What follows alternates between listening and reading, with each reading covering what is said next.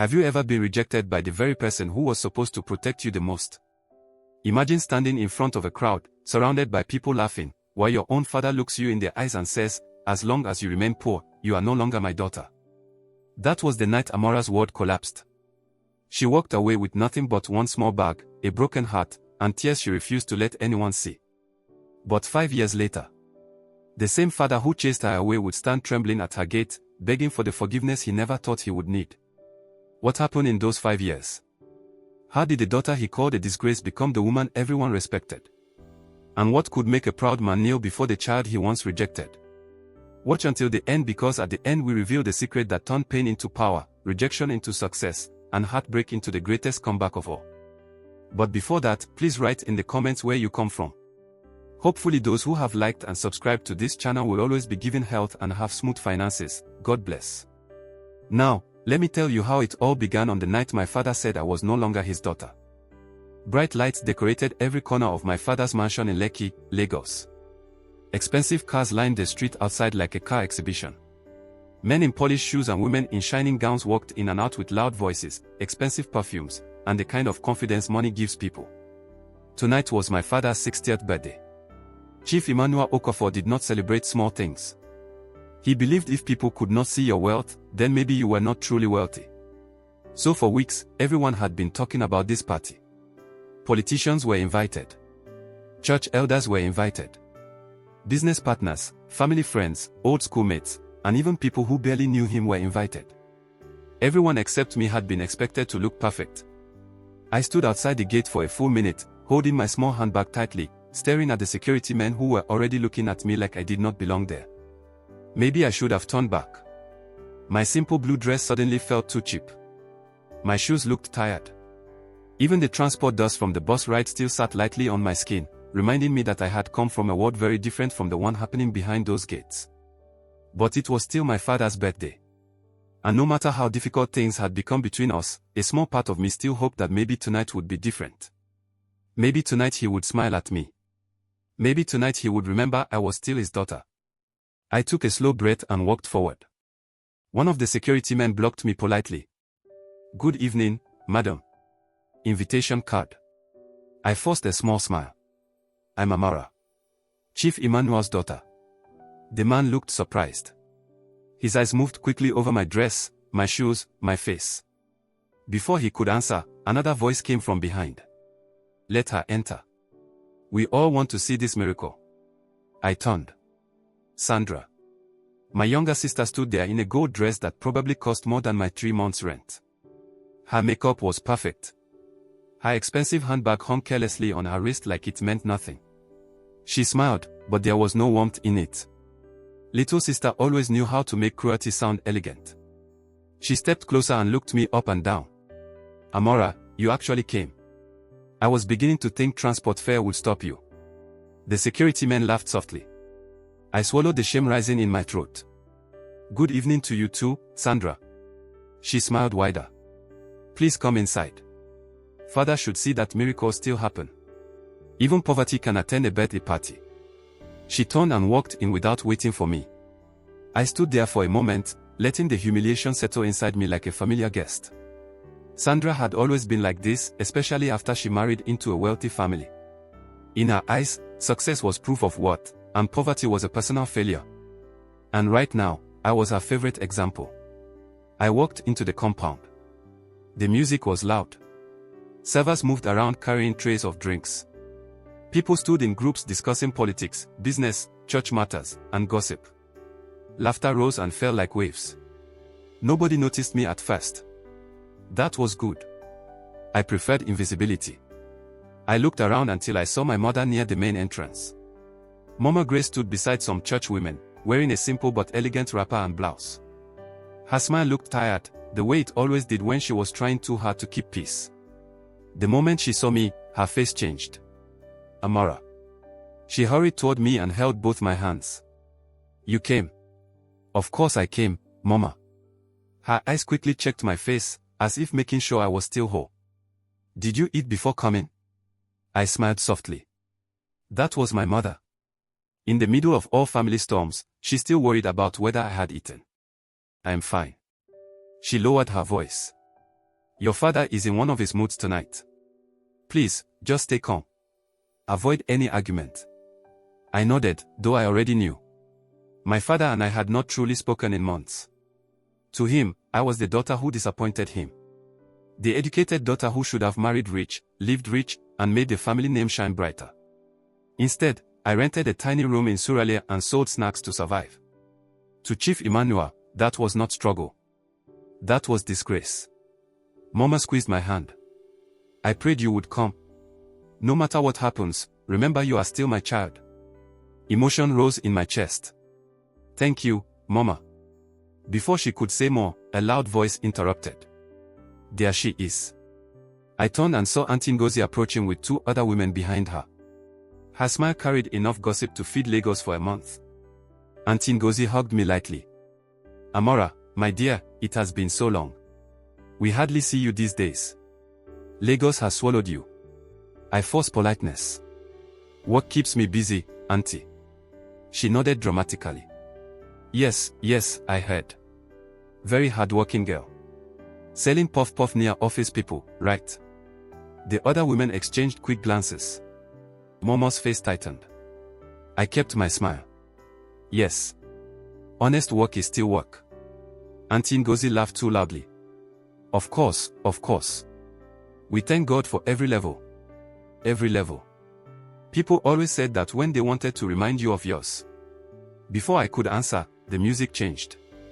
The crowd shifted toward the center of the compound. My father had arrived.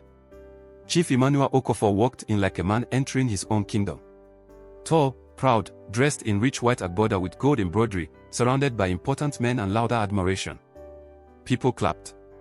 Some called him chief. Some called him chairman. Some called him brother Emmanuel from church. Very few called him father. He smiled, shaking hands, receiving praises like offerings. Then his eyes found me. The smile disappeared. Even from across the compound, I felt it. Disappointment. Embarrassment. Judgment. I looked down for a second, but when I looked back, he was already walking toward the main table. Pretending I was invisible. That hurt more than shouting. The evening moved on. Speeches began. Guests praised his business success, his generosity, his influence in Lagos society. Sandra moved around like the perfect daughter, introducing her rich husband to important people, making sure everyone noticed. I sat mostly with Mama. Quiet. Small. Watching. At some point, Sandra came again, carrying a glass of wine. She stood near me with that same poisonous smile. You should really thank Father, you know. For what? For allowing you to still use our surname. Some people would have changed it by now. Mama said sharply, Sandra, enough. Sandra only laughed. I'm serious, Mama. Look around. This is reputation. This is family honor. Then look at Amara. University graduate selling meat pie beside the road. Some nearby guests turned to listen. My chest tightened. I said quietly, I am not ashamed of honest work. Sandra leaned closer. Maybe you should be. Father is. Silence. Mama stood up. Sandra. But it was too late. My father had heard. He turned from the guest he was speaking to and looked directly at us. The music continued, but the air changed. Everyone felt it. Chief Emmanuel walked toward us slowly. People stepped aside. Even Sandra looked slightly nervous now. He stopped in front of me. For a moment, nobody spoke. I stood up because sitting felt disrespectful, though my legs suddenly felt weak. Good evening, sir. He stared at me. Not father. Sir. That was how far we had fallen. He looked at my dress. My shoes. My existence. Then he spoke, loud enough for everyone nearby to hear. Do you enjoy embarrassing me? The compound became quiet. I felt every eye on me. I answered carefully. I came to celebrate your birthday. He gave a cold laugh. Celebrate. Looking like this. Arriving like this. After all the sacrifices I made to raise you. Mama whispered, Emmanuel, please. He raised his hand and she stopped. He continued. I sent you to the best schools. I gave you opportunities people pray for. And what did you do with it? Nothing. His voice grew louder. Your younger sister understands what family means. She married well. She carries herself with dignity. She protects this family name. He pointed at me. You sell roadside snacks and call it independence. Some guests laughed softly. Each laugh landed like a slap. I could barely breathe. I said, trying to stay calm, honest work is not shameful. He stepped closer. Poverty is shameful when it becomes a choice. That sentence broke something inside me. I looked at him, really looked at him, and realized he had already decided who I was long ago. Not his daughter. Just his disappointment. The silence stretched. Then he said the words that would change everything. As long as you remain poor, you are not my daughter. No one moved. No one spoke. Even the music seemed far away. Mama began crying immediately. Sandra stood frozen. Auntie Ngozi covered her mouth in fake shock. And me. I stood there, unable to feel my own body. I had imagined many painful conversations with my father. But never this. Never in front of everyone. Never like this. My voice came out smaller than I expected. You mean that? He did not blink. I have no daughter who brings shame to my name. Something hot burned behind my eyes, but I refused to cry there. Not in front of them. Not where they could turn my pain into tomorrow's gossip. I picked up my handbag slowly. Mama held my arm. Amara, please. I kissed her hand gently. It's okay, Mama. She was crying harder now. No, it is not okay. But I could not stay. If I stayed one more second, I would break in pieces right there on the shining floor of my father's perfect birthday. I looked at him one last time. Happy birthday, sir. Then I turned and walked away. No shouting. No dramatic scene. Just footsteps. One after another. Out of the compound. Past the expensive cars. Past the lights. Past the security men who now avoided looking at me.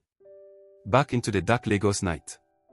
I kept walking long after the music disappeared behind me. I did not know where I was going. I only knew I could not go back. That night, under the yellow streetlights, with tears finally falling where nobody could see, I made myself a promise. One day, I would return. Not to beg. Not to prove anything to people who loved humiliation. But to become someone no one could ever look down on again. That was the night my father said I was no longer his daughter. It was also the night my real life began. The first night after I left my father's house, I did not sleep. I sat on the edge of my narrow bed in my small rented room in Suraleh, staring at the cracked wall in front of me while the ceiling fan turned slowly like it was tired of life too. Outside, I could still hear Lagos breathing. Cars passing. Neighbors arguing. A baby crying somewhere. A generator humming like background music for survival. Everything felt normal for the city. Only my life had changed. My phone lay beside me on the bed. I kept looking at it, half expecting my father to call. Maybe he would come down. Maybe he would remember I was still his child. Maybe Mama had spoken to him. But the phone remained silent. No call. No message. Nothing. Just silence. That silence hurt more than his words. I finally lay down, but sleep refused to come. Every time I closed my eyes, I saw the party again. Sandra's smile. The guests staring. My father's voice. As long as you remain poor, you are not my daughter. I turned on the bed and covered my face. For the first time in many years, I cried like a child. Not because of money. Not because life was hard. But because rejection from strangers is easier than rejection from your own blood. Morning came too quickly. Lagos does not pause because your heart is broken. Rent still waits. Food still costs money. Transport still demands exact change. Pain has no discount. I got up, washed my face, and prepared for work.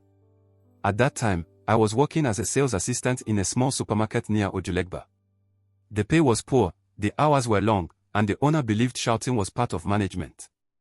Still, it was income. And income meant survival. I wore my simple black skirt and white blouse, tied my hair neatly, and left for the bus stop. The Danfo bus was already crowded before it even stopped. People pushed, shouted, argued over seats, and somehow life continued. I squeezed inside and stood the entire journey, holding the metal rail while sweat, traffic, and frustration became part of the morning. Beside me, two women were talking loudly. One of them said, "Some parents are suffering because their children refuse to marry well." The other laughed. "Especially daughters. Education without wisdom is dangerous." I looked out the window and said nothing. Sometimes Lagos speaks directly to your wounds without knowing. At the supermarket, my boss, Mr. Bello, was already waiting. "You are late." I checked the wall clock. 2 minutes past 8. "Sorry, sir. Traffic." He raised his hand. "Traffic is not your family member. Stop introducing it every morning." I lowered my head. "Yes, sir." That was how the day began. Stacking goods. Attending customers. Smiling when I did not feel like smiling. Pretending life was under control. Around noon, my phone vibrated. "Mama." I stepped outside quickly to answer. "Mama." Her voice was soft and tired. "Amara, have you eaten?" I smiled sadly. "Good afternoon to you too." She sighed. "You know me." I leaned against the wall. "I'm fine, Mama." There was a small silence. "Your father is still angry." I closed my eyes. I expected that. She lowered her voice. "He said if you want to return, you must apologize." I almost laughed. Apologize for what? Existing. Mama sounded helpless. "Please, my daughter. You know how he is." Yes. That was the problem. I knew exactly how he was. I asked quietly, "Did he ask about me at all?" Another silence. That silence was the answer. I swallowed. "Take care of yourself, Mama. You too. And please, do not let bitterness enter your heart." After the call ended, I stood there for a while, staring at nothing. Forgiveness sounds easy when the wound is fresh. Back inside, I returned to work. Later that evening, a customer recognized me. It was one of the women from church. Sister Helen. She looked surprised. "Amara. You work here now?"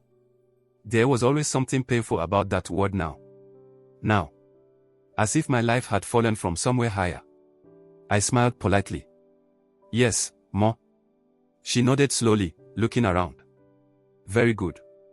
At least you are doing something. I heard some things after your father's party." Of course she did. Lagos news travels faster than internet. She leaned closer. "You know men like your father.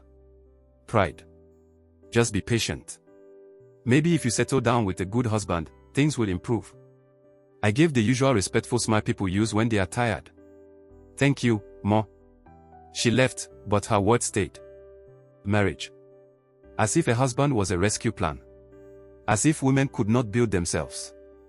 That night after work, I sat in my room counting my money. Transport. Food. Electricity contribution. Rent. I counted twice. Still not enough. I looked at the small notebook where I wrote my expenses. Something had to change. Salary alone would drown me slowly. I remembered something Mama used to say. Small drops fill the bucket. Maybe I needed my own small drops. The next Saturday, I woke before sunrise and went to the market. With the little savings I had, I bought flour, sugar, oil, and ingredients for puff puff and chin chin. Nothing fancy. Just enough to start. Back in my room, the heat from the small stove filled the space. I mixed, fried, packed, and prayed. By noon, I carried everything in 2 containers and headed toward an office area where people often bought quick snacks. My heart beat fast. University graduate. Daughter of Chief Amara Okafor. Standing by the roadside with puff puff. Life has a way of removing pride for you. At first, people passed without stopping. Some looked. Some ignored me. One man asked the price and walked away laughing. Another woman said my packaging looked too simple. For 2 hours, almost nothing sold. The sun was hot. My feet hurt. Doubt started whispering. Maybe Sandra was right. Maybe father was right. Maybe this was shame. Then, an older woman wearing office clothes stopped. How much for chin chin? I told her. She bought 2 packs. Then she tasted one and smiled. This is good. Very fresh. She called her friend. Before long, 3 more people bought. Then 5. Then someone asked if I could bring more on Monday. I stood there holding money that was small by some standards, but to me it felt like proof. Proof that effort could still answer prayer. That evening, I returned home exhausted, sweaty, and carrying empty containers. For the first time in weeks, I smiled to myself. It was not success. Not yet. But it was a beginning. And sometimes beginnings are the hardest victories. I sat by my window as night fell over Lagos. Somewhere far away, my father was probably still ashamed of me. Sandra was probably still laughing. The family name was probably still being discussed in people's living rooms. But here, in my tiny rented room, with tired hands and honest money on my table, I made another quiet promise. I would not beg for acceptance. I would build my own life. And one day, the same people who looked down on me would have no choice but to look up. Monday morning came with heavy rain. The kind of Lagos rain that turned roads into muddy rivers and made people curse heaven before 8 in the morning. I stood by the small window of my room, watching the water hit the zinc roofs outside, and for a moment, I wondered if I should stay home. But staying home did not pay rent. I looked at the containers on my small table. Fresh puff puff. Chin chin. Meat pie I had managed to prepare before dawn. My hands were still warm from the work. My back ached, but there was also something new inside me. Hope. Not big hope. Just enough to move. I wrapped everything carefully, covered my head, and stepped into the rain. By the time I reached the bus stop, my slippers were wet and my dress clung to my skin. People pushed under small shop roofs, trying to avoid the rain while downfall drivers shouted destinations like angry musicians. Ojota. CMS. Yoba. Suralia. Lagos never sounded peaceful. I held my bag tightly and waited. Beside me, 2 young men were talking. One of them pointed at my food containers. Businesswoman. The other laughed. Maybe she is feeding half of Lagos. I smiled politely but said nothing. People always joked first before they respected you. I had learned that. When I reached the office area where I usually sold, I found a small dry corner near a building entrance and stood there quietly. At first, business was slow again. People rushed past, trying to avoid the rain. Some bought. Many did not. A security man from the building looked at me suspiciously. Madam, you cannot block the entrance. I moved quickly. Sorry, sir. He shook his head. Every day, new people come to sell. Tomorrow another person will come. I nodded. Maybe. But tomorrow, I plan to still be here. Around midday, while I was rearranging the remaining snacks, a black SUV stopped nearby. I barely noticed at first. Cars came and went all day. But then the back door opened, and a tall man stepped out holding an umbrella. He looked like he was in his early 30s, dressed simply but neatly, the kind of person who did not need loud clothes to look important. He walked toward the building, then paused when he saw my table. His eyes moved over the food. Then he smiled. This rain deserves hot puff puff. His voice was calm, warm. Not the fake politeness rich people sometimes used like charity. Just normal. I smiled back. You are correct. Rain and puff puff are old friends. He laughed softly. Good answer. Please give me 2 packs. I packed them quickly. As I handed them to him, he asked, did you make this yourself? Yes. He looked impressed. Before sunrise. I nodded. That is serious discipline. Most people would call it desperation, I almost said, but instead I smiled. Lagos teaches discipline very fast. He paid, then stood there longer than most customers did.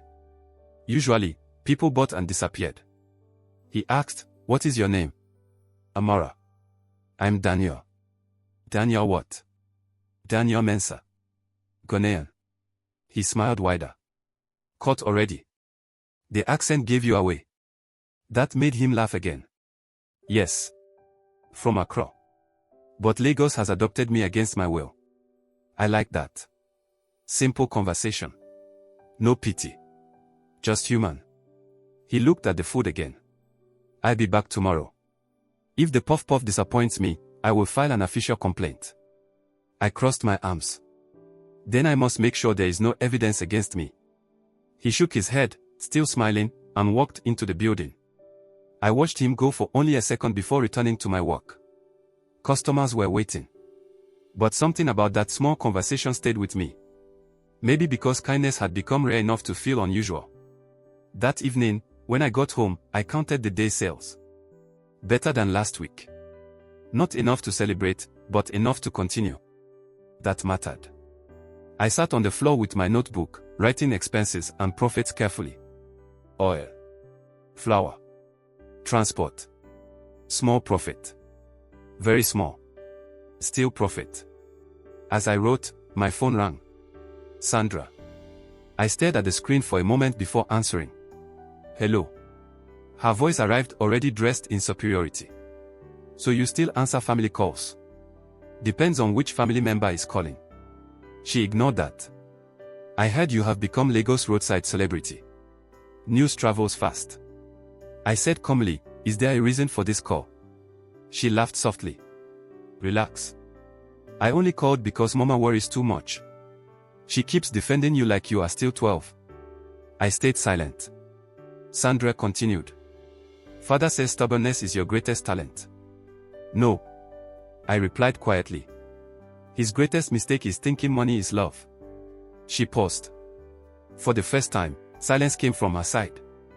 Then she said colder, pride is expensive when your account balance is low. And cruelty is cheap when someone else pays your bills. Her voice sharpened. Be careful, Amara. I ended the call. Some conversations deserve no full stop.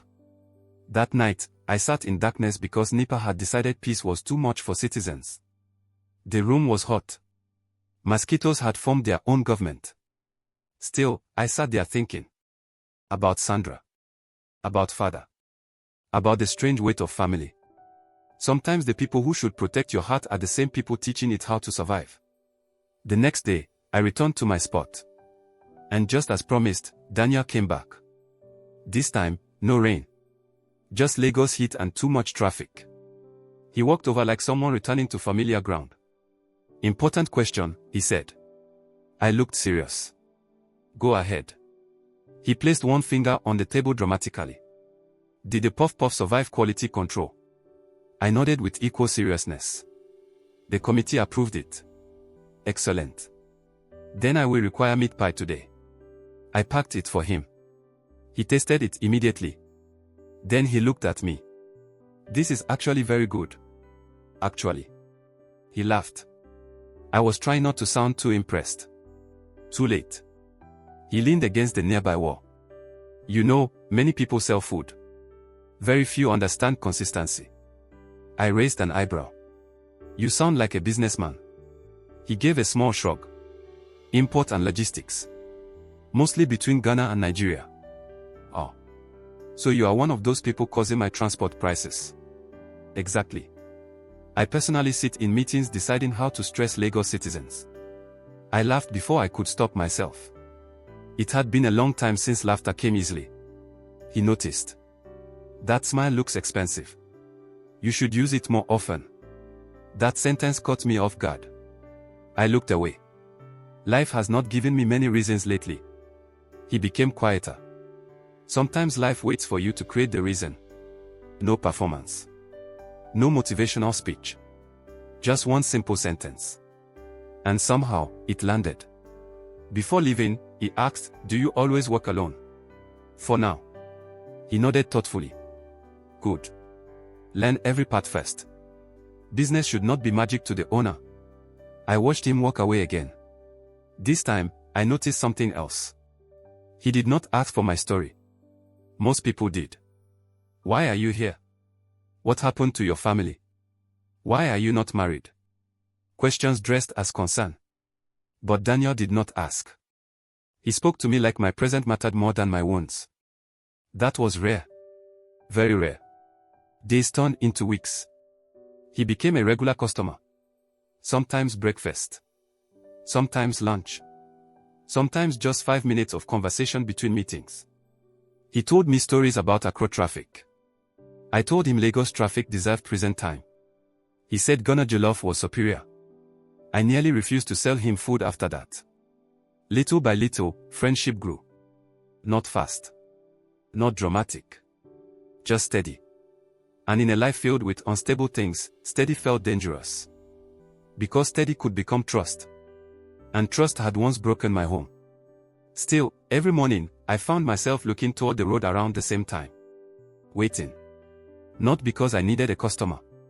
But because sometimes, one kind voice is enough to make survivor feel less lonely.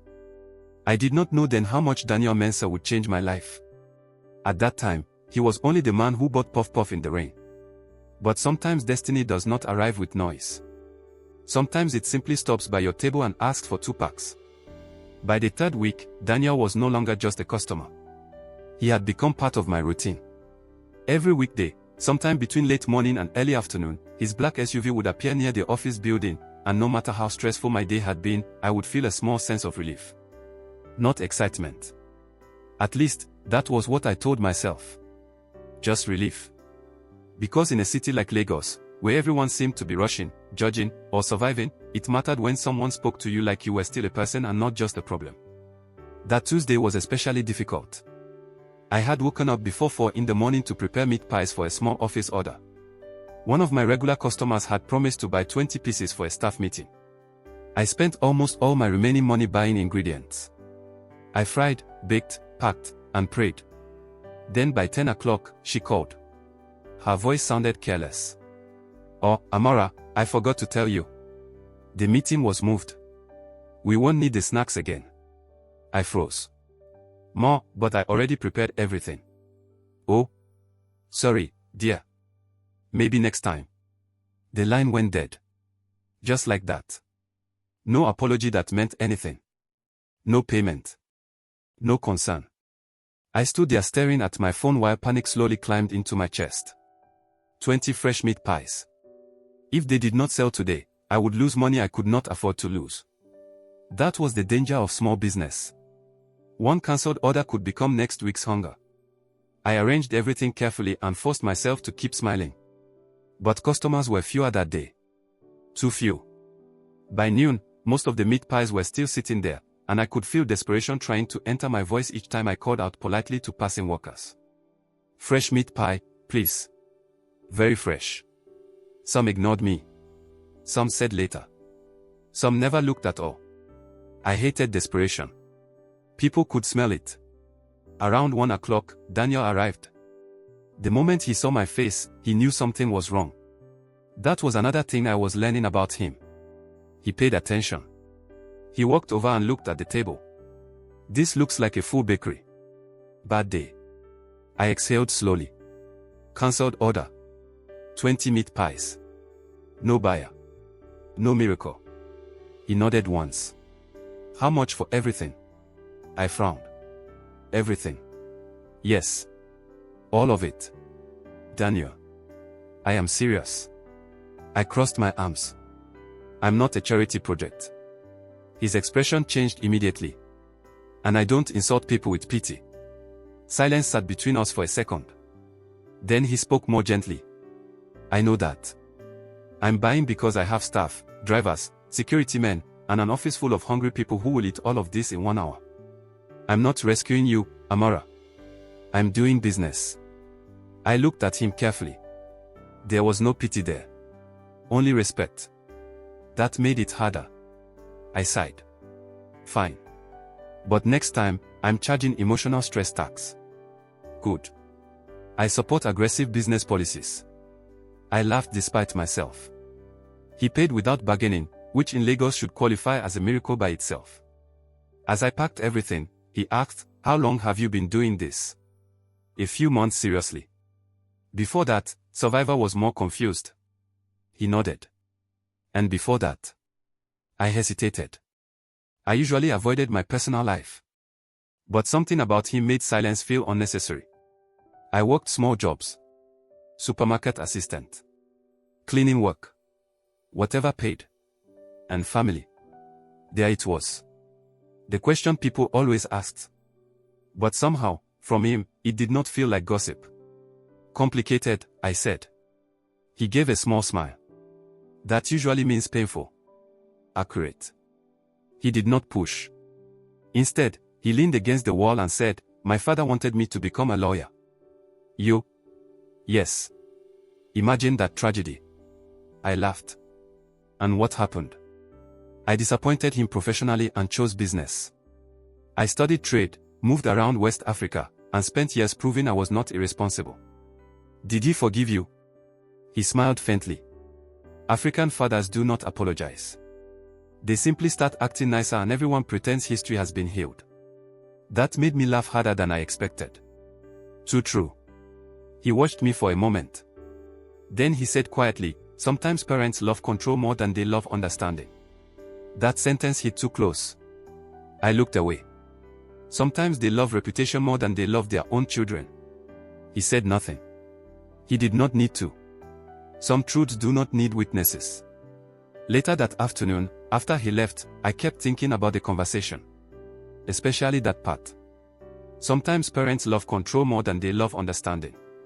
It felt dangerous how easily he understood without asking for details. That evening, I returned home tired but lighter. The business loss had been saved. The day had not defeated me.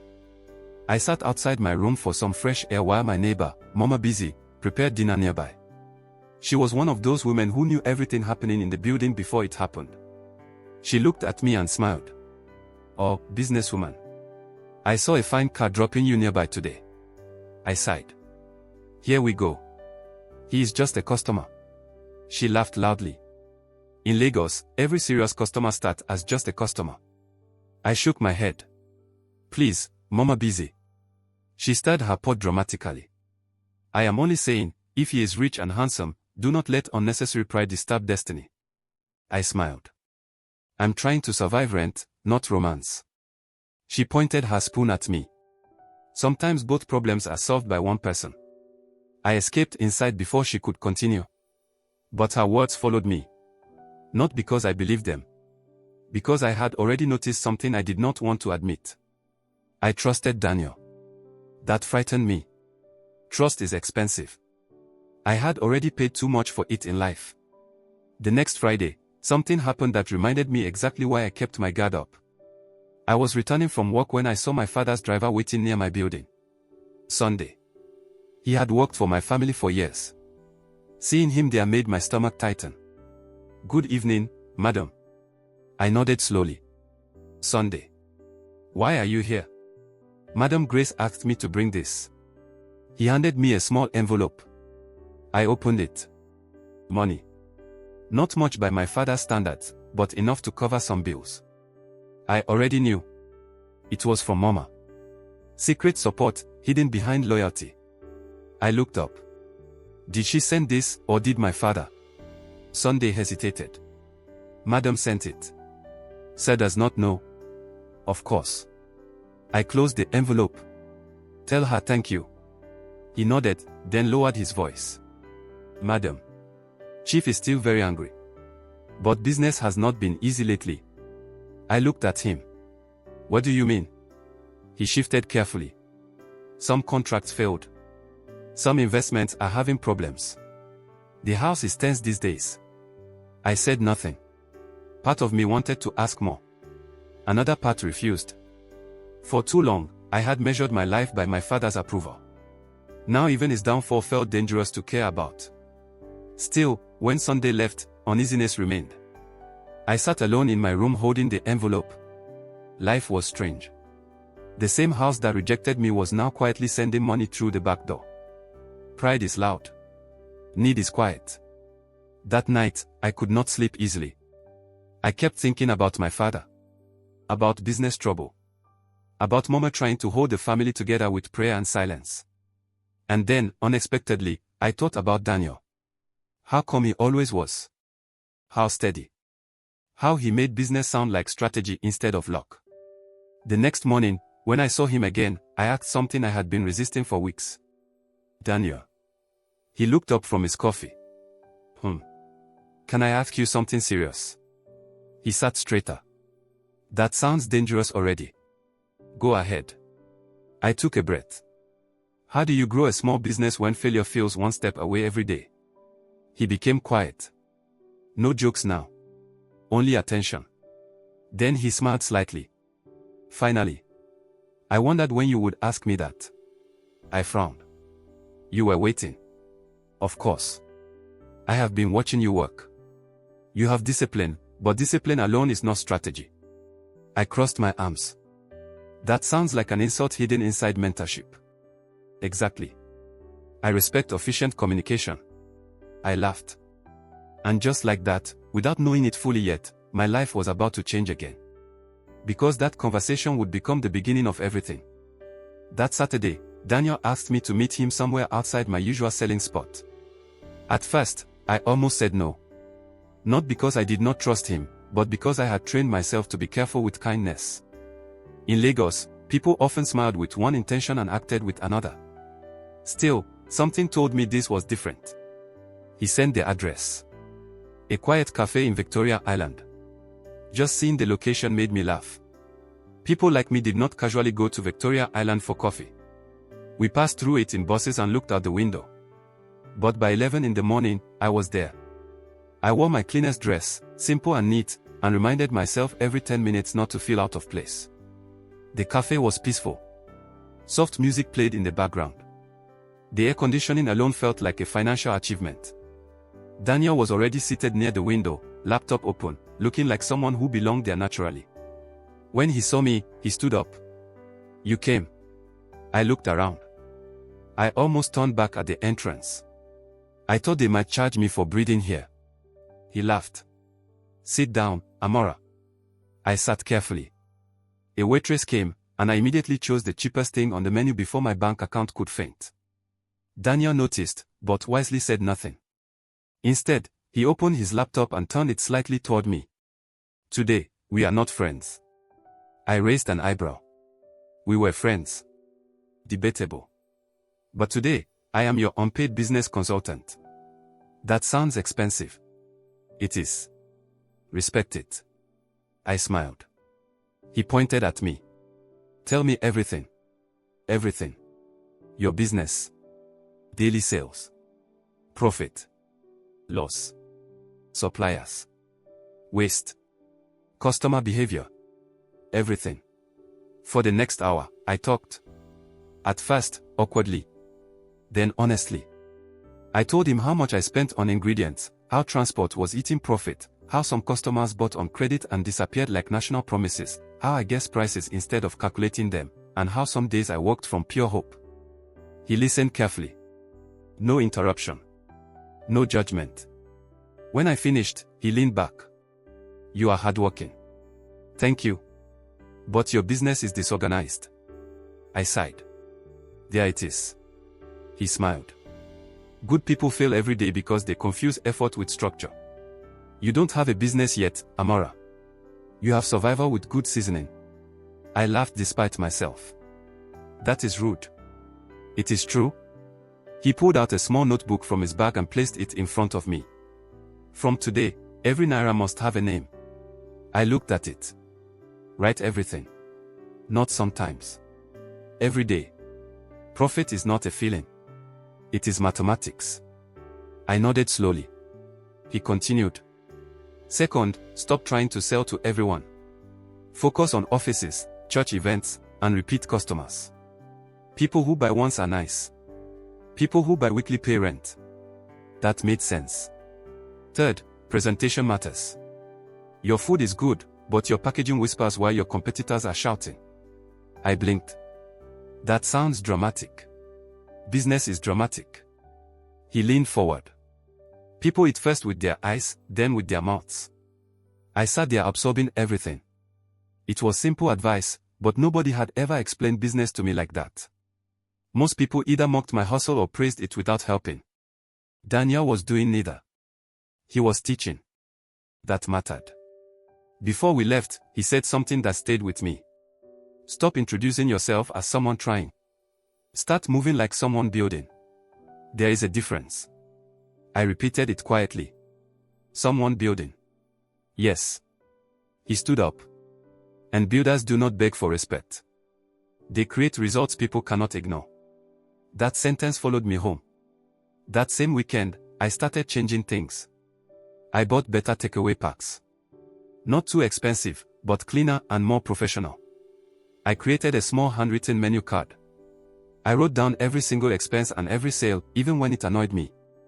I stopped giving food on endless credit to people who specialized in disappearing. Most importantly, I started approaching offices directly. That part was terrifying. Walking into office buildings with confidence you do not fully feel should be considered an Olympic sport. On Monday morning, I entered a small insurance office carrying sample snacks and enough fake confidence to power a small generator. The receptionist looked at me suspiciously. Yes. Good morning. My name is Amara. I run a catering and snack supply service for offices, meetings, and staff events. I would like to leave a sample menu for your admin manager. Even I was impressed by how professional I sounded. She took the paper. Leave it there. I thanked her and left. Then I repeated it. Another office. Another building. Another rejection. Some ignored me. Some smiled politely and forgot me immediately. One manager told me, "We already have a supplier." Another said, "Come back next month." Another looked at me like ambition itself was offensive. Still, I kept going. Because now I had something stronger than hope. I had a plan. By Thursday, one small law office called. They needed snacks for a staff training. Only 15 people. A small order. But when I saw that message, I nearly screamed inside the bus. I called Daniel immediately. He answered with mock seriousness. "Congratulations, you have reached the office of unpaid wisdom. State your emergency." I smiled so hard my cheeks hurt. "I got my first office order." He paused. Then said warmly, "Good. Not amazing. Not impossible. Just good." Like he had expected it. "How many people?" 15. "Excellent. Deliver well, and they become your marketing department." I laughed. "Why do you always make everything sound like strategy?" "Because emotion pays no invoices." That Friday, I prepared like my future depended on it. Maybe it did. I woke before dawn. Checked everything twice. Fresh meat pies. Chin chin. Puff puff. Small drinks. Clean packaging. Neat delivery. When I arrived at the office, the admin woman looked surprised. "You are early?" I smiled. "I prefer panic to arrive after me." She laughed. "Good answer." By the end of the event, 2 staff members asked for my contact. One wanted snacks for church youth fellowship.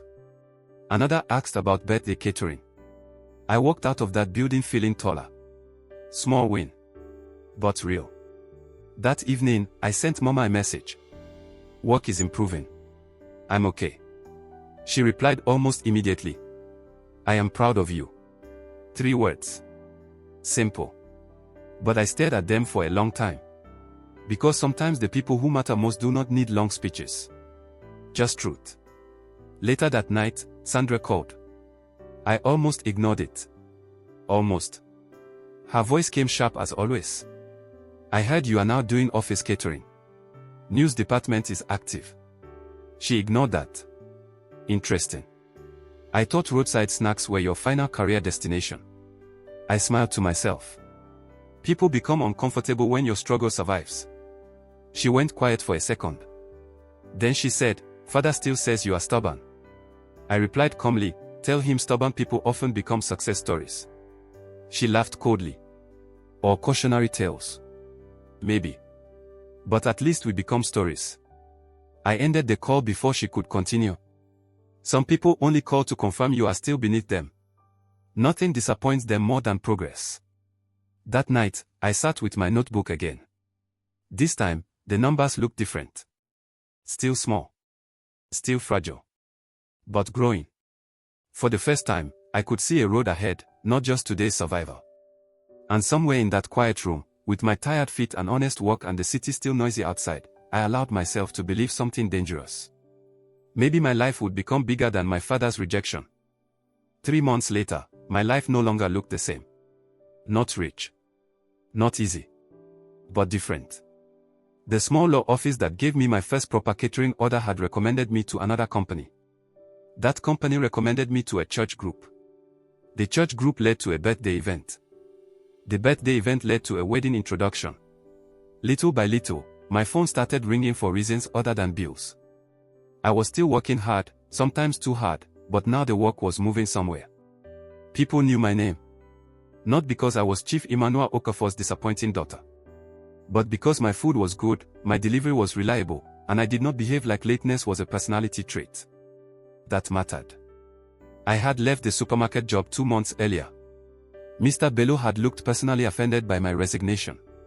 You think Puff Puff will save your destiny? I smiled politely. No, sir. Discipline will. He did not appreciate that answer. But I walked out lighter than I had entered. Now my days began before sunrise and often ended close to midnight. Cooking. Planning. Shopping. Deliveries. Customer calls. More cooking. Less sleep. Sometimes I ate standing. Sometimes I forgot to eat at all. But exhaustion feels different when it belongs to your own dream. One Saturday morning, I was in Balogun Market arguing with a supplier over the price of flour when my phone rang. Daniel. I balanced the phone between my shoulder and ear while protecting my wallet from Lagos itself. If this is another lecture about profit margins, I am already suffering. He laughed. Good morning to you too. I'm in the market. Speak quickly before someone steals my future. He ignored that. Dinner tonight. I frowned. That sounds suspicious. Relax. It's not romance. It's strategy. That made me laugh. You keep using strategy to disguise invitations. And you keep attending them, so clearly the system works. I smiled. Fine. Where? I'll send the address. Before hanging up, he added, and Amara, wear confidence. It looks better on you than stress. The line ended before I could insult him properly. That evening, I arrived at a restaurant in Victoria Island, trying once again not to look like someone calculating the price of every chair. Daniel was there, but he was not alone. A woman in her 40s sat across from him, elegant, sharp-eyed, and carrying the kind of presence that made waiters stand straighter. As I approached, Daniel stood. Amara, meet Mrs. Veronica Adeyemi. She runs corporate event planning for 3 major firms and 2 hotels. I immediately understood. This was not dinner. This was opportunity. Mrs. Adeyemi smiled and shook my hand. So this is the famous woman I keep hearing about. I blinked. Famous. Daniel nodded seriously. I speak about your meat pies in business meetings. It is very professional. I sat down, trying not to laugh. Mrs. Adeyemi leaned forward. Daniel says you are reliable. I trust reliability more than beauty in this industry. Good. Because my food is prettier than I am. She laughed loudly. I liked you immediately. Dinner became business. Real business. She asked direct questions. Can you handle 50 guests? Yes. 100. With planning, yes. 200. I paused. Honestly. Not alone. But I am building. She nodded with approval. Good answer. I distrust people who lie with confidence. She took a sip of water. I have a church women's conference next month. 120 guests. Breakfast and light lunch. I stayed calm on the outside. Inside, my ancestors were screaming. She continued. If you handle it well, there will be more. I answered carefully. I will handle it well. She smiled. Good. Then Daniel has finally recommended someone useful. Daniel placed a hand on his chest. Such disrespect in public. We all laughed, but I knew this moment mattered. Some doors do not open because you knock. They open because someone trusted your name enough to mention it in the right room. That night, after dinner, Daniel walked me to where my ride was waiting. You planned this? Obviously. I looked at him. Why? He shrugged. Because talent should not remain hidden behind small corners and self-doubt. That answer was too simple. There had to be more. People do not just help like this. Not in my experience. I asked quietly, what do you want from me, Daniel? He stopped walking. For the first time in a long time, silence between us felt heavy. Then he said calmly, respectfully, I want you to stop asking that question. I frowned. He continued. Not everyone is trying to use you. Some people simply see you. I looked away. That is difficult to believe after enough disappointment. I know. His voice softened. But if life makes you suspicious of kindness, do not let it make you reject it too. That stayed with me long after I got home. The conference order became the biggest job I had ever handled. 120 guests. Breakfast and lunch. Failure was not an option because failure at that level becomes public entertainment. I hired 2 temporary assistants. One was a quiet young woman named Esther who needed work and learned quickly. The other was a man named Connor who talked too much but moved fast. For 1 full week, my life became list. Ingredients. Timing. Transport. Backup plans.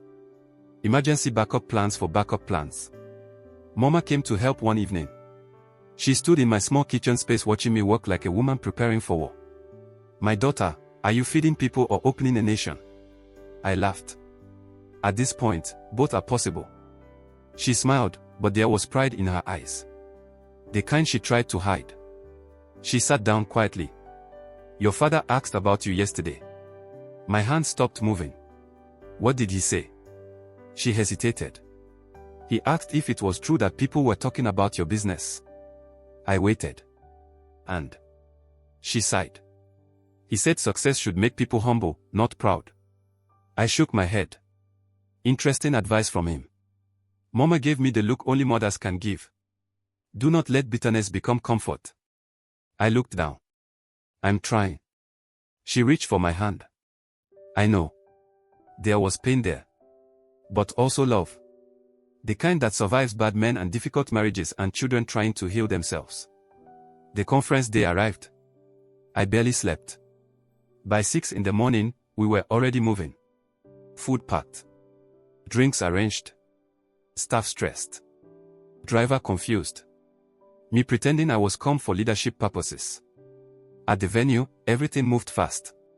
Women arriving. Church leaders greeting. Speakers preparing.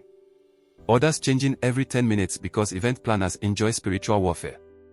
But somehow, it worked. Breakfast went well. Lunch went better. No disaster. No public shame. No forgotten trace. Even Connor behaved like a miracle had touched him. By the end of the event, Mrs. Adeyemi found me. She tasted the jollof rice herself before speaking. This is good. Thank you.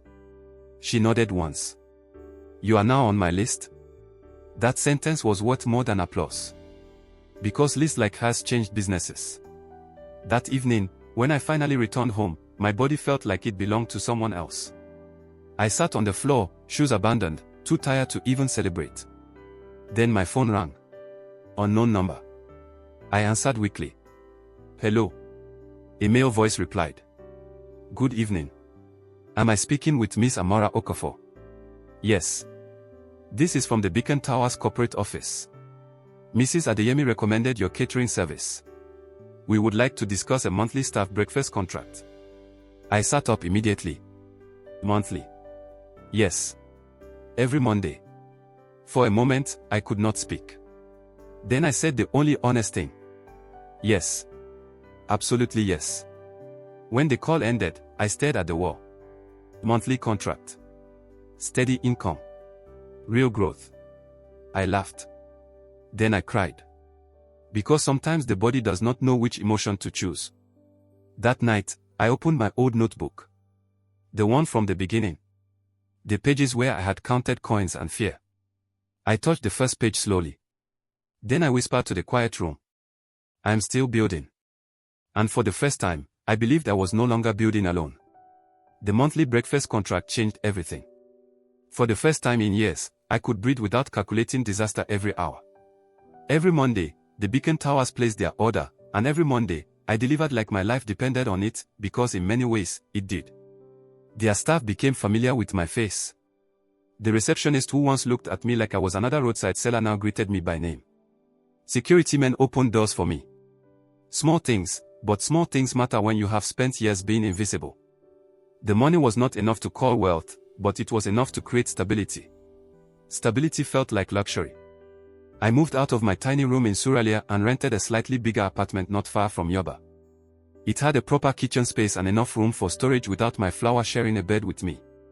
The first night I slept there, I sat on the floor because I had not yet bought enough furniture, and I smelled like someone who had won an election. Mama came to see the place the following weekend. She stood in the kitchen, touching the counter like it was something holy. Her eyes were already wet before she spoke. "You did this yourself?" I nodded.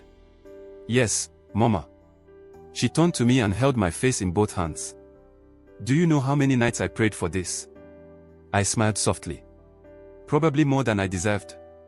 She shook her head. "No. Exactly what you deserved." That day, she cooked with me, and for a few hours, life felt simple again. No family war. No father's pride.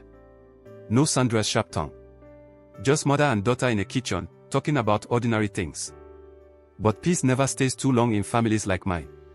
While we were washing plates, Mama said carefully, "Sandra is coming back home often these days." I already knew what that meant. Trouble. I dried my hands slowly. Problems with her husband. Mama sighed.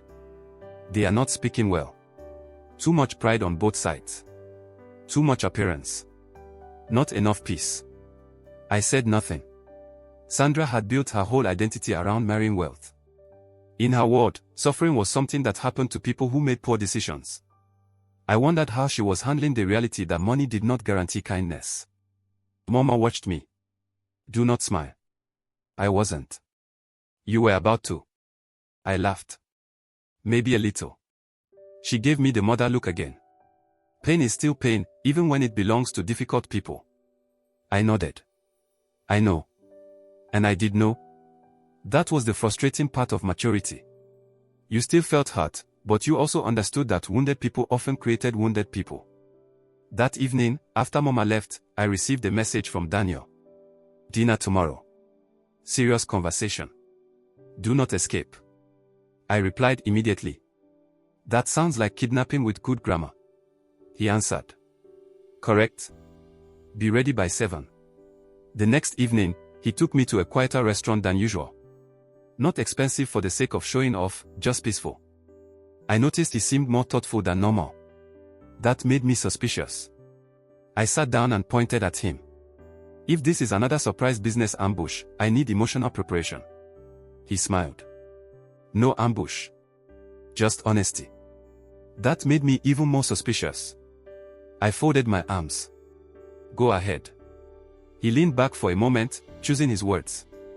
"Do you remember when I first met you?" I laughed. "Yes. I was selling puff puff in the rain and you judged my food choices. I admired your food choices." "Same thing." He smiled, then became serious again. "That day, I saw someone trying very hard not to look defeated. Most people would have only seen a woman selling snacks by the roadside. I saw discipline, pride, pain, and someone refusing to collapse." I looked down at my glass. "Daniel, let me finish before courage leaves me." I stayed quiet. He continued. "I told myself I was only helping a hardworking woman. Then I told myself we were just becoming good friends. Then I told myself maybe timing was complicated and I should stay quiet." He paused. "I am tired of telling myself stories." Now my heart was beating too loudly. He looked directly at me. "I care about you, Amara. Not because of your business. Not because of your strength. Not because I rescued anything, because you rescued yourself long before I arrived. I care about you because when I am with you, life feels honest." Silence. Real silence. The kind that changes rooms. I had imagined this possibility before, usually late at night when honesty becomes dangerous. But hearing it was different. Because feelings are one thing. Reality is another. I asked quietly, "Why would you choose someone with my kind of baggage?" He smiled faintly. "That is exactly why I waited so long. You still think love is an interview for worthiness. Maybe because life taught me that. Then life taught you badly." I looked away. "You don't understand my family." You are right. I do not fully understand them. But I understand this. You are not your father's rejection. You are not Sandra's opinion. And if I want a future with you, I will not ask permission from people who fail to value you. My throat tightened. Nobody had ever spoken to me like that. Not with pity. Not with performance. Just certainty. I whispered, I'm afraid. Good. That means it matters. I laughed through tears I had not planned. You always sound like you are giving business advice, even in emotional moments. He smiled. Efficient communication. I shook my head. I am serious. So am I. He reached across the table, not dramatically, just enough for me to decide. I let my hand stay there. That was my answer. Nothing loud. Nothing cinematic. Just trust, arriving slowly. For the first time in a long time, I allowed myself to believe love did not have to come with humiliation attached. But life has a strange habit. The moment your heart begins to rest, the past usually knocks. 3 days later, I received that knock. I was supervising a breakfast delivery at Beacon Towers when I heard a familiar voice behind me. Well, look at this. I turned. Sandra. Perfect hair. Expensive perfume. Sunglasses large enough to hide disappointment. She stood there in the lobby like trouble dressed beautifully. I stared. What are you doing here? She removed the sunglasses slowly. My husband has business here. I came to meet someone. Imagine my surprise seeing my sister running an empire of puff-puff. I sighed. Good morning to you too. She stepped closer, looking around at the staff greeting me. Interesting. People seem to know you here. Yes. Usually that happens when you work somewhere regularly. She ignored the insult. Father heard about this place. That caught my attention. And Sandra folded her arms. And he does not like people saying his daughter is becoming successful without his blessing. I almost laughed. Without his blessing. He removed himself from the conversation. She lowered her voice. Do not be too proud, Amara. Family is still family. I looked at her carefully. Funny. That speech never came when I was struggling. For once, Sandra had no quick answer. Just a small crack in the confidence. Then she said, things are changing at home. I noticed it immediately. Less arrogance. More truth. Problems with your husband. Her jaw tightened. This is not about me. That means yes. She looked away first. That told me enough. I softened, just slightly. Sandra, what is happening? She took a breath, and for the first time since childhood, my younger sister looked less like my enemy and more like someone tired. Father's business is not doing well. Worse than people know. Loans. Bad deals. People are talking. And my husband, he is becoming distant. I stayed silent. Because suddenly the world had shifted. The same house that once looked untouchable was beginning to shake. And somewhere deep inside me, I knew this was only the beginning. After Sandra left Beacon Towers that day, I could not focus. I stood in the kitchen area checking food trays I had already checked twice, but my mind was somewhere else. My father. Loans. Failed deals. Sandra's marriage shaking. The same family that once looked untouchable was suddenly standing on uncertain ground. Part of me wanted to ignore it. For too long, I had lived under the shadow of Chief Amara Okafor's approval. Every decision had somehow been measured against what he thought, what he wanted, what he considered respectable. Walking away from that had caused me pain, but it had also given me peace. I did not want to return to that storm. But peace becomes complicated when the storm still contains your mother. That evening, I called Mama. She answered on the second ring, and before she even said hello, I knew she had been crying recently. Mothers try to hide it, but daughters hear these things. Mama, what is happening? Silence. Then her soft voice came. Sandra spoke to you. Yes. Another silence. Finally, she sighed. Things are not easy. I sat down slowly. Tell me the truth. She did. One failed investment had become two. A trusted business partner had disappeared with money tied to a major contract. Bank pressure had started quietly, but now it was louder. Some properties were being threatened. People who once called every day were suddenly too busy to answer. I closed my eyes. And Father. Still proud. Still angry. Still pretending prayer and shouting at the same thing. That made me smile sadly. Very accurate. Mama continued. He refuses help. He refuses advice. He keeps saying things will turn around. Will they? She did not answer. That answer was enough. I asked the question sitting heavily in my chest. Is he asking about me? Mama hesitated too long. No. I nodded even though she could not see me. Of course. But then she added quietly, he asks in other ways. What does that mean? He listens when people mention your business. He pretends not to care, but he listens. Last week, someone at church praised your catering. He changed the topic so quickly even the pastor noticed. Despite everything, I laughed softly. That sounds like him. Mama's voice grew gentler. Pride is sometimes just fear wearing expensive clothes. I sat there holding that sentence. Because maybe that was true. Maybe my father had spent so many years building himself as Chief Emmanuel that he no longer knew how to be simply father. Still, understanding pain does not erase it. After the call ended, I sat alone in my apartment, the city noise outside feeling far away. Daniel came later that night. He had learned to arrive with food because he no longer trusted me to eat properly during stressful weeks. He entered carrying takeaway packs and one judgmental expression. You have been skipping meals again. I took the food gratefully. Welcome to romance. Very glamorous. He sat across from me. What happened? I told him everything. Family trouble. Business collapse. Sandra appearing like a warning sign in designer shoes. He listened quietly. When I finished, he asked one question. What do you want? I frowned. That is not a simple question. It is the only important one. I looked down. I don't know. Part of me feels nothing. Another part still feels like that girl standing at father's birthday party, trying not to cry in public. Daniel nodded. Both parts are real. I whispered, if he falls. I don't know what I'm supposed to feel. He leaned forward. Then do not force a feeling. Just be honest. Forgiveness is not pretending pain never happened. I looked at him. And if he never apologizes?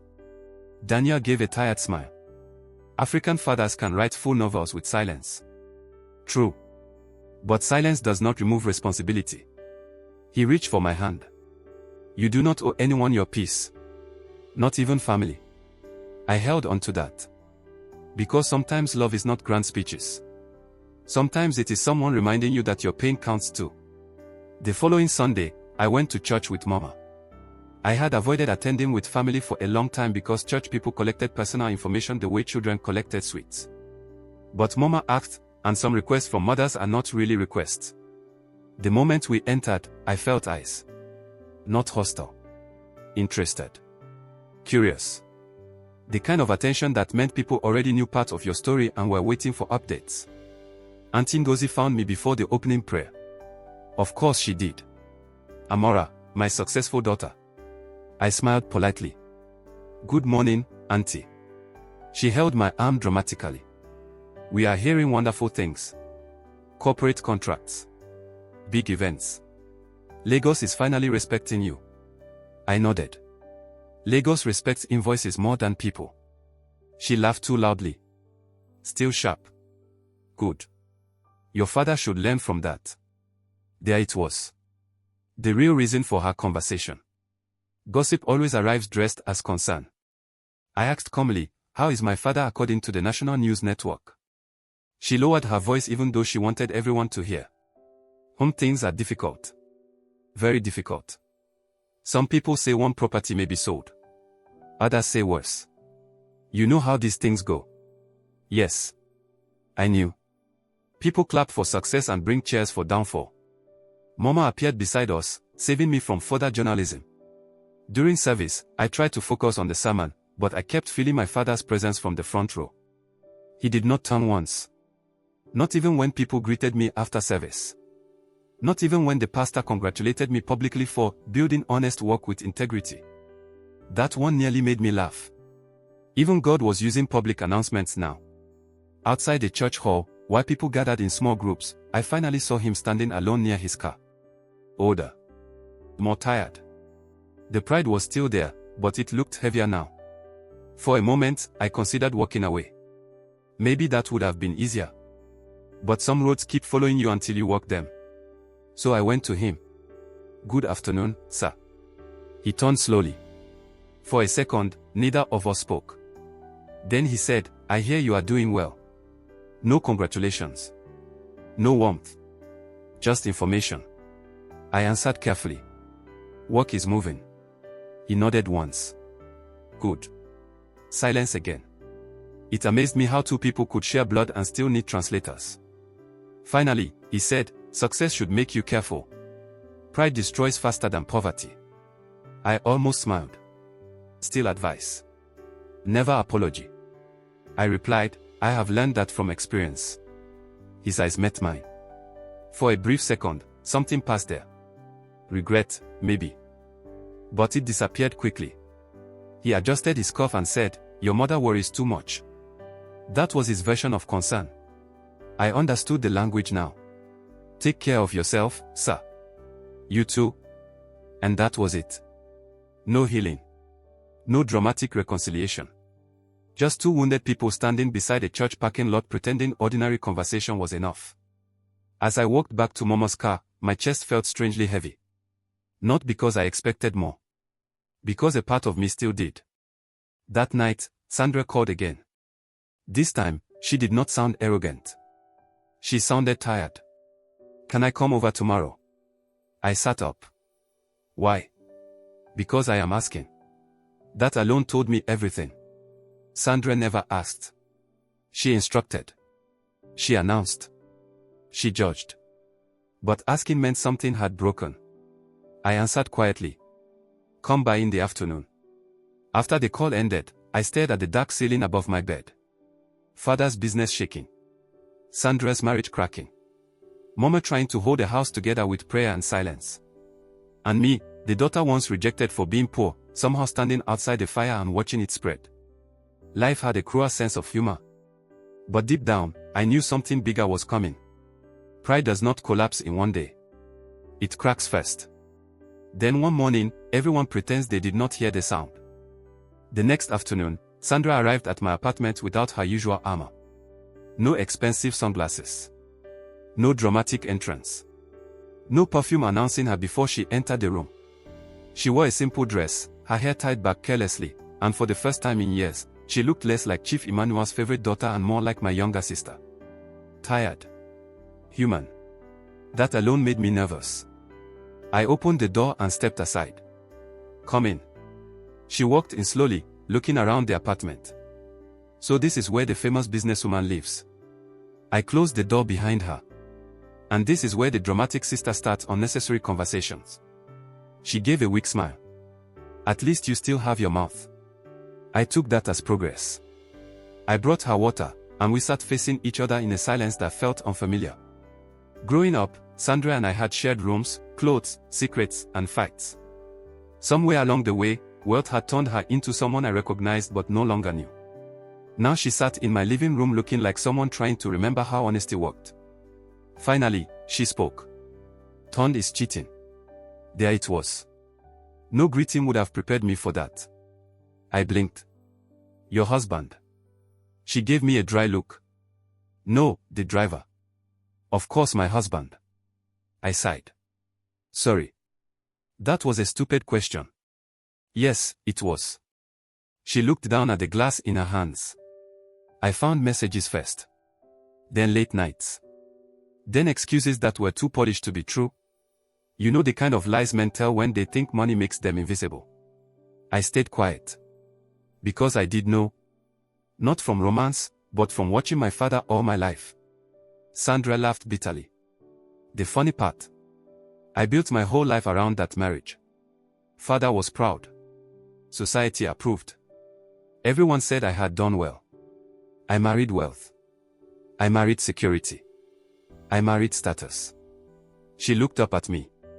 Turns out I married a man with excellent lying skills. Pain sat between us. Real pain. Not the theatrical kind Sandra usually performed for attention. This one was quiet. I asked gently, "Have you confronted him?" She nodded. He denied. Then blamed stress. Then blamed me. Apparently his cheating is also somehow my leadership failure. I almost smiled despite myself. Men deserve awards for creativity. She laughed once, but it quickly disappeared. And now father's business is collapsing. My husband is protecting his own money like marriage is a business merger.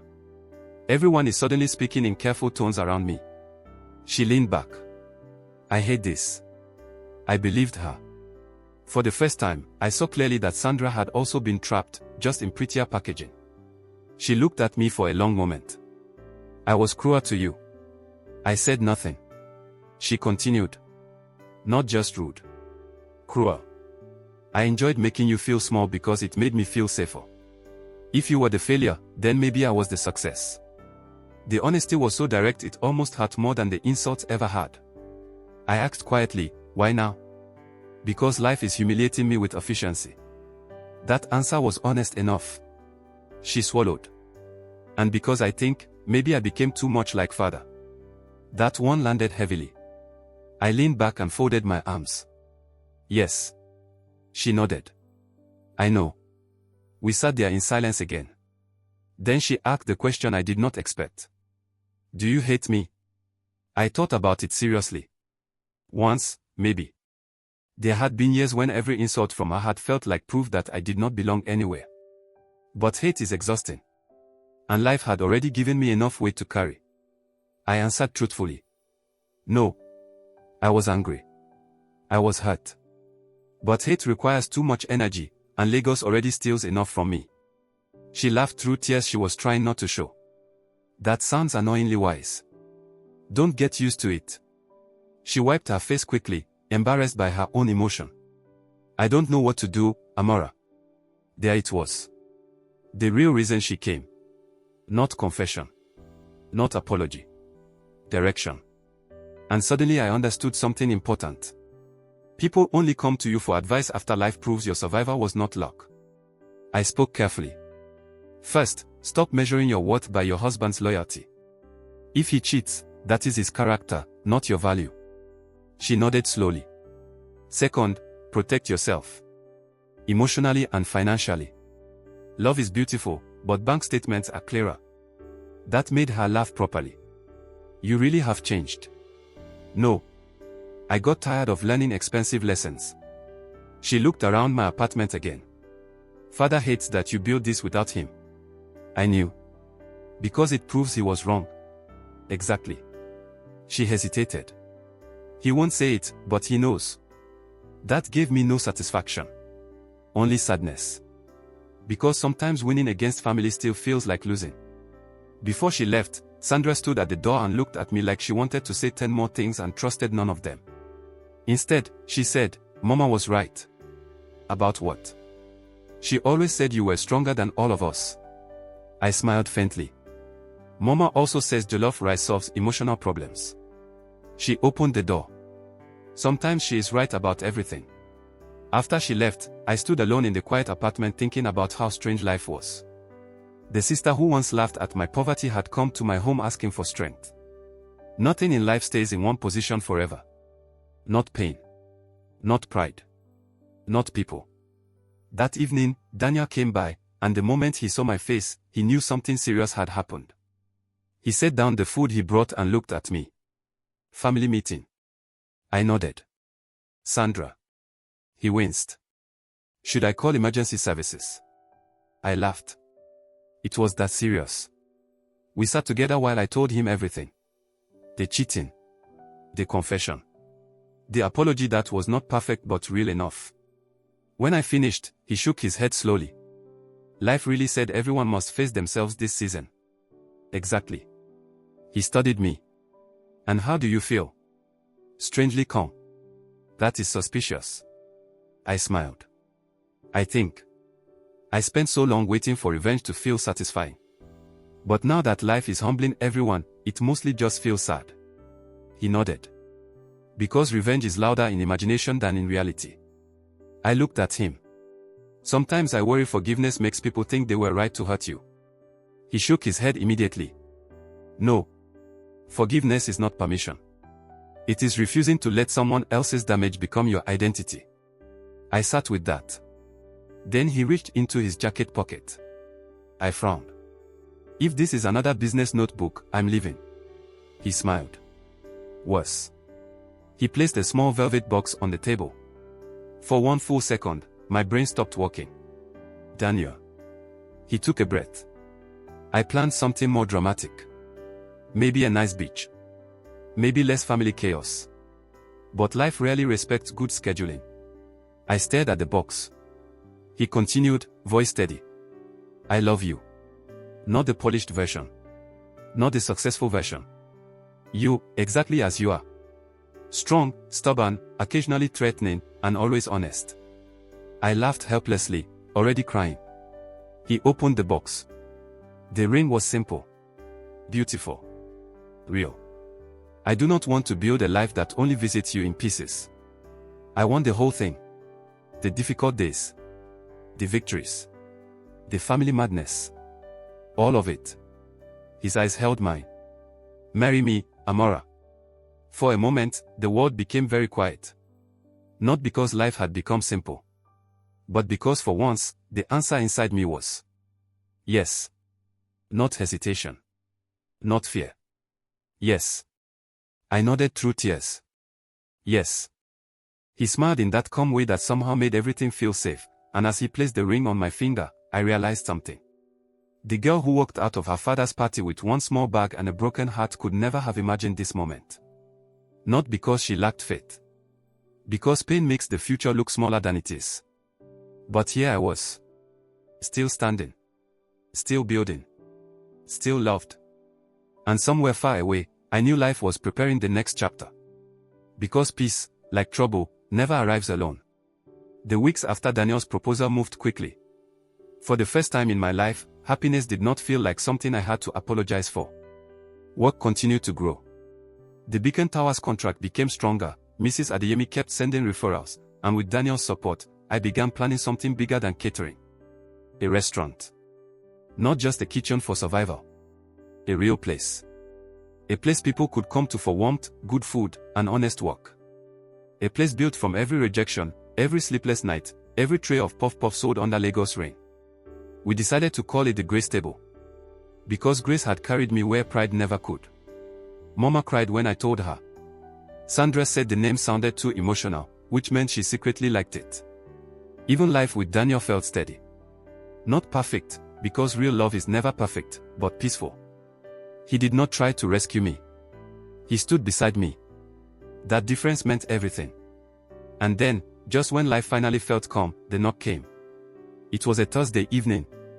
I had just returned home after meeting with contractors for the restaurant space. My feet were tired, my head was full of numbers, and I was already planning to ignore the world for the rest of the night.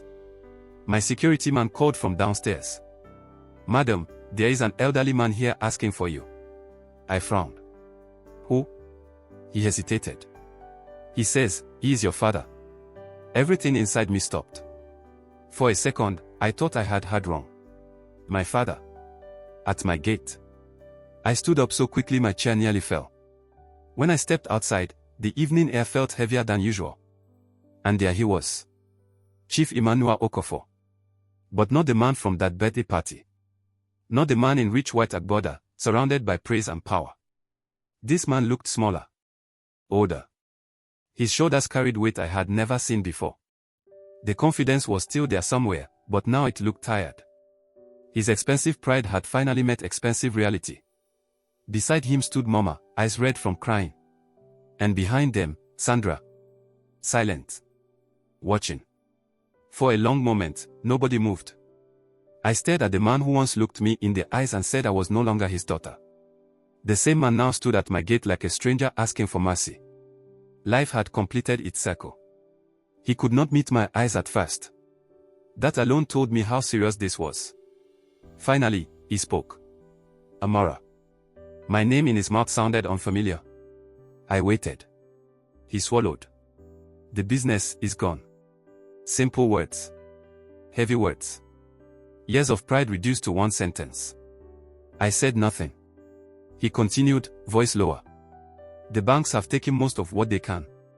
People I trusted disappeared. Friends became unavailable. Men who once sat at my table now cross the road when they see me. Mama quietly wiped her tears. Sandra looked away. Still, I said nothing. Because some truths need silence to be fully heard. Then he finally looked at me. And for the first time in my entire life, I saw my father without power. Only a man. A flawed man. A frightened man. He said the words I never thought I would hear. I was wrong. My throat tightened. He stepped closer. I thought money was respect. I thought status was protection. I thought success meant controlling everything around me. His voice broke slightly. I was wrong. Mama began crying openly now. He continued. The daughter I rejected became the only child who built something real. The child I called a disgrace became the one everyone now respects. His eyes were wet. Chief Amara Okafor, the man who never apologized, stood in front of me and said quietly, "Forgive me." Silence. The world seemed to stop and wait. Even the street outside felt still. I could hear my own heartbeat. This was the moment I had imagined in anger so many times. The moment revenge should have felt sweet. The moment I could remind him of every humiliation. Every insult. Every night I cried alone. Every time I questioned my worth because of his words. I could have done it. Part of me wanted to. But standing there, looking at the man who had already been defeated by life itself, revenge suddenly looked small. Pain had raised me. But grace had carried me further. I walked closer. Mama held her breath. Sandra looked shocked. Daniel, who had quietly come outside behind me, said nothing. He only watched. I stood in front of my father. And then I knelt. Not because he was right. Not because the pain was gone. But because I refused to let bitterness become the final author of my life. I looked up at him and said quietly, "You broke me once. But God used that brokenness to build me." Tears fell down my face, but my voice stayed steady. "I forgive you. Not because you deserve it. But because I deserve peace." My father broke. Not emotionally. Completely. He cried like a man who had spent too many years pretending tears were weakness. Mama held him. Sandra cried too. And for the first time in many years, we looked less like a broken family and more like people trying to become one again. That night, I brought them inside. No speeches. No performance. Just food. Simple food around one table. Sometimes healing begins there. I helped settle some of my father's urgent debts. I arranged proper medical care for him. Mama spent more time with me. Sandra slowly began rebuilding her own life, and for the first time, our conversations sounded like sisters instead of competitors. Months later, the grace table officially opened. The restaurant was full. Friends. Customers. Church members. Neighbors. Even Auntie Ngozi, who nearly fainted from excitement and information. There was laughter everywhere. And then, during the opening speech, something happened no one expected. My father stood up. He walked slowly to the front, holding the microphone like a man carrying history. The room became quiet. He looked at everyone and said, "Many of you know me as Chief Amara Okafor. But today, I want to be known as something greater." He turned toward me. Amara's father. Tears filled my eyes immediately. He continued. "This is my daughter. The daughter I once rejected. The daughter I was too proud to understand. The daughter who taught me that true wealth is not money. It is family. It is humility. It is grace." The room was silent except for crying. Even Auntie Ngozi was too emotional to gossip. My father smiled through tears. And in that moment, I understood something I had spent years learning. Sometimes the people who close doors on you are the same people life will force to knock later. And when that day comes, your greatest victory is not revenge. It is becoming the kind of person who can open the door without losing yourself. That was my story. Not of poverty. Not of rejection. But of rebuilding. Of choosing dignity when humiliation was easier. Of choosing grace when bitterness felt justified. And of learning that your beginning does not get to decide your ending. Thank you for staying with me through this journey. If this story touched your heart, please share your thoughts in the comments. I would love to hear where you are watching from and what part of Amara's journey stayed with you the most. Do not forget to like this story, subscribe to the channel, and turn on the notification bell so you never miss the next powerful family story. Because sometimes, someone else's story helps us understand our own.